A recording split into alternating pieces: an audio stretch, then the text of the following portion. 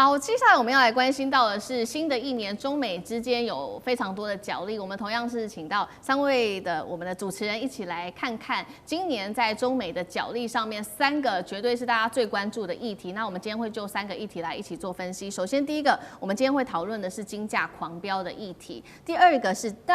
金价狂飙，同样也是因为现在地缘政治不稳之下，那川普这个人的变数实在太大，所以可以看到最近的金价一直在不断的上涨，甚至创下了历史新高哦。这是金价狂飙，我们会来聊。那这个等一下10会跟我们分享，有买黄金嘛？那再来就是静乔会跟我们聊 AI 的晶片战。那我先想要跟观众朋友来聊的就是关税，中美之间的关税战，这个峰回路转，到底现在对于谁的影响比较大？包括其实我想要来聊的是对于美国的影响，对于中国大陆的影响，跟对于台湾的影响会是各自是怎么样子的？好，等一下我们会就这些议题一起来做关注。好，那我先来分享，就是因为川普其实执政到现在已经刚好是满1年的时间了。那我们看到他的关税战到底，因为他一直说希望美国的制造业回流，但是到底对于川普，对于美国的本土的经济到底有没有提振的作用？其实我觉得这件事情不可以现在就立刻说有没有效果，因为还要再拉长时间来看。但是确实现在美国国内的通膨问题已经是可以说是完全的失控了，那是非常非常的严重的。那再加上因为现在除了这个关税的成本加上去的时候，很多的企业他们开始做裁员，因为压力太大了。关税的成本之下，美国很多的企业做裁员。其实，在去年1整年，我整理出了美国企业到底哪一些企业做了比较大幅的裁员，而且都是知名的公司哦。大家没有想到的是，光是前11个月，美国的裁员人数已经高达了110万人。哦，过年讲这好不吉利。对呀、没有办法，因为人之后还会陆续被机器人没错，没错，没错，大家都要面临这个问题。对，那其实我蛮多的朋友，他们在美国科技业矽谷工作，也有一些朋友在 Google， 也有一些朋友在Facebook。然后都是大型的。朋友怎么都这么优秀、啊？就是工程师，我们也是他朋友啊。也可以，也可以。然后呢，他们就会跟我们分享说，他们其实赚钱赚蛮多的，赚蛮快的，但是他们也非常的忧心，甚至也有跟我们年纪差不多，他们就说已经结婚了，不敢生小孩。我想说，哇塞，你们2夫妻在矽谷工作，不敢生小孩。后来问了一下原因，除了说现在关税战压力在当地他们觉得生活成本变很高之外，他们觉得以后结婚生小孩，已经结婚了，要生小孩之后的那个奶粉钱，然后还有食物的费用，他们光是想到说什么要买奶粉、买那些育婴的用品，都觉得说是不是可以拿一些2手的育婴用品来做使用，可以节省下比较多的钱，因为接下来要面对的就是这个育婴啊，还有学费等等这些教育费是非常非常高的，所以他们也是觉得说能省就省，而且他们在另外一件事情就是说，现在 AI 发展，等一下静乔会来聊，AI 发展的非常的快速，现在也各个企业他们也想要省成本，所以大幅的裁员。那我在 Google 的工程师他是这样说的，他觉得说他现在能够赚就赶快赚。能赚多少就赚多少，他很担心，其实有一天他自己很快就被裁员了，所以他现在也是把握机会。但我刚刚说了嘛，就是有几家比较大型的公司在裁员，我们看到个十百千万哦 ，Amazon 亚马逊就裁了3万人哈，然后雅诗兰黛裁了7000人，然后再来看到这个是宝乔7000人 ，UPS 34000人，这个是 Kiehl's 就是知名的化妆品彩妆品牌9600人。所以这样种种加起来，其实都是知名企业啦。Starbucks 也裁员嘛，总共是110万人。美国的中产阶级还有精英阶级，其实都在这个名单当中。那关税战到底对于美国来说有没有好处，还要持续的观察。但是对于中国大陆的影响有没有？其实现在也是还在持续的发酵中，但是有一件事情我觉得比较特别的事情是在去年的时候，中国大陆的出口竟然是创下史上新高，那它的这个贸易顺差已经高达了1兆美元，这是他们应该算是近期表现最好的一次。就是说，他们的产品现在不卖到美国去了，那你就会想说，少了美国这么重要的市场，他们的产品去了哪里？结果就是去了非洲国家啦，那去了东协国家啦，去了拉丁美洲卖电动车，他们的能源产品跟储能的设备等等，所以在这边就有另外一个拉货潮。那往美国的出口少了19%，但是其他的这些国家拉起来，所以他们反而是贸易是顺差的，高达了出超金额高达了1兆美元。那刚刚讲说，你们猜猜在美国就是现在有一个叫做这位是资产管理专家麦可格林出了一个问题，他说在2025年，美国的一个家庭要赚多少钱才能够感到说自己生活没有这么拮据？我们用台币来换算，你们觉得应该是多少？因为你有亲戚在美国嘛，他们有没有跟你讨论过一年要赚多少？没有，一个月没有20，基本上生活开销20万新台币，所以等于是一年也要超过400万。300万，差不多啦，300万。美国那个小费吓死人，光是出去外面吃个饭，你光是要付小费，就很多隐性成本你根本看不到。我现在都不太敢去美国，去美国人人变大厨，这真的只能回家自己煮啊，要靠自己煮饭。然后，所以这个资产管理公司的这一位 CEO 的专家，他就做了一个答案，答案是14万美元。那我帮大家换算一下新台币，就是455万。新台币，你才会，这不是说已经薪水很高了嘛？这只是说你可以感到生活没有这么的拮据，就只是刚刚好而已。那主要就是因为现在美国人就是病也病不起，因为成本都太高了，然后育儿费等等。那这个可支配所得这件事情是蛮重要的。过去可能大家会认为说，中产阶级可支配所得可能要有2/3，那现在只剩下50%，意思就是说你赚2块钱。那你有1块钱，你是立刻支出去的，不管你是要买保险，不管你是要缴学费，或者是做一些或者是买食物等等，这些都变成你立刻要支出的这样，所以现在的压力是非常的大。是。那关税战对于中国来说有没有什么样的影响？我觉得刚刚说的是好的，是出口大好。但是其实自己内部，中国大陆现在也面临到他自己在内需上面的一些比较困难的地方，包括它的整体的内需现在已经没有之前的这么好，整体的内需还在放缓当中。然后中国大陆自己内部的竞争非常的激烈，年轻人找工作等等内卷的问题也是他们要解决的，还有消费啊必须要被拉抬等等。还有房地产到现在其实都还在恢复当中。你很难想象中国前几年房地产火车头的那个形势，一冷好像就。一直好像救不太回来的感觉。对，所以现在在这个房地产的部分也都还在努力的拉抬当中。那这是中国大陆它在跟美国面临完全2个不同经济体完全不一样的问题。然后我接下来又画圈了，太好了。那我来赶快来比一下。我其实想要看的还有另外一件事情，就是在这个关税战之下，那现在有关于人均 GDP， 因为新的一年2026嘛，美中台3个地方，那大家这个薪水的表现到底怎么样？我们来看一下现在的薪水表现。中国大陆今年的人均 GDP 是13800元，美国是89600元，台湾是37827美元，这个上升幅度是最高的，11%耶。但是都是集中在科技业啊，台积电、联发科。记忆体那些人都是给半导体的人才，传产很辛苦啊。对，所以现在台湾的自己面临的问题就是说，这个跟美国有点像啦，就是说主要的资金还是集中在某些产业部分。那美国它现在贫富差距很大，那中国是内需问题，台湾则是你看这个主要的资源集中在某一个产业，这也是台湾面临现在眼前要解决的问题。是，对。那接下来我们请10来跟我们分享买很多黄金好了，因为听说买了很多聊产业嘛，产业就难怪这么开心，来聊一下黄金。好，过年嘛，聊黄金就是要金光闪闪、珠光宝气一点。好，其实呢，这一年我们看得下来，黄金的涨势是真的非常夸张，它不是说这种小涨，它是坐火箭般的速度在上涨。其实你从制作单位的图卡，你看到他说去年黄金的涨幅超过60%。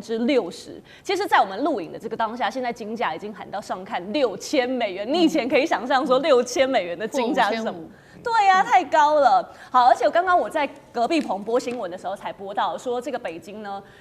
大家是顶着这个寒风刺骨，在那个金饰店的门口在排队，为了要抢到那个金饰。然后说在广州这个店门一开，大家把黄金都抢光光，好像不用钱一样。其实这种情况很难想象，因为在以前大家会觉得说黄金就是避险资产，但是现在其实因为涨势太惊人了，所以很多人是抱着有点投机的这个成分在面，也想要从中获利赚点小钱。以我自己来说，因为我之前像比如说股市方面，我投资的都是美股嘛，然后台股都是比较以科技股为主。但是呢，我那时候就有默默在去年大概7月左右，我收藏了一些黄金的 ETF。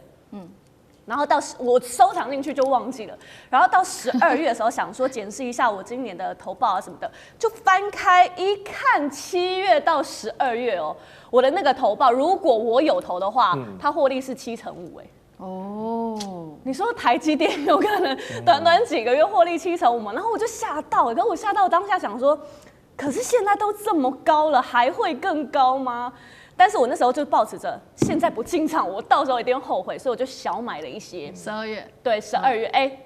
，12月底快1月的时候，我就小买一些。然后呢，这中间我就是定期定额，可能就是小买一些。然后到现在哦，你看我们录影呢才1个月的时间，其实投报大概3、4成，非常可观的。真的就是连现在那些 AI 科技股、妖股，其实都很难比上的一个价格。是。但我们要聊到就是在讲说，其实大家以前都会觉得说黄金就是避险，那为什么现在黄金这么热？从国际局势上来看，其实就是因为说现在全球经济通膨的压力真的太大了，还有地缘政治很紧张，然后还有美元的波动、利率政策这些不确定性。那你的资金会想要找一个安全的出口嘛？那甚至这个出口也可能让你有一些小小的获利，所以就涌到黄金这里。黄金很理想，这几年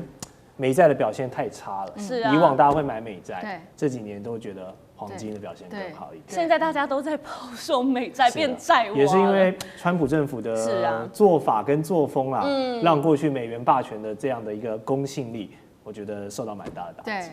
对，但毕竟我们现在录影当下，我也没有要大家投资的时候还是要理性思考。对，毕竟现在在高点嘛。对呀，不要说我们叫大家一直投资，因为你还是要做好自己的这个风险控管。对，因为毕竟说现在金额真的蛮高，那你如果会觉得来不及的话，要怎么样参与？其实我有给大家一些建议，包含说你不要一次投入太多，定期定额小额的参与，然后你可以用一些比较亲民的方式，因为现在很少人，你说买金条放在家里面吗？可能很担心被偷。你可以选像是定期定额啊，或是一些小金条、小金饰，我觉得也可以啦。毕竟女生嘛，尤其过年又到了，我觉得投资自己一些小金饰也是可以。然后长期配置，比起你短期的波动，其实是更关键的事情。好，太好了。那这个是金价的部分。那我们今年的第3个关注话题，2026，还有一个是 AI。刚刚我有提一点点 AI， 那剑桥又怎么看？AI 跟晶片当然就是去年一直从2025然后延续到2026的一个主轴嘛，大家都知道。而且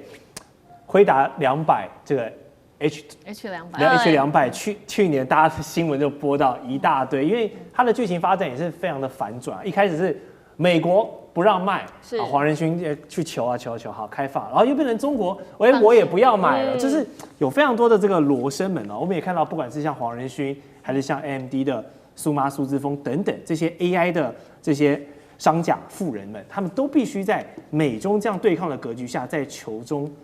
从缝隙中求生存的这样的感觉。那川普政府表面上放行了 H200出口，但实质上它也是附加了这个出口的附加税嘛，就被业界称为是一个算力的保护费。那我想全世界应该也只有川普是可以这样搞的，所以那黄仁勋他们也就必须要妥协，因为就是现在的美国当家者是这样子玩。那我帮大家提几个重点好了哈，我觉得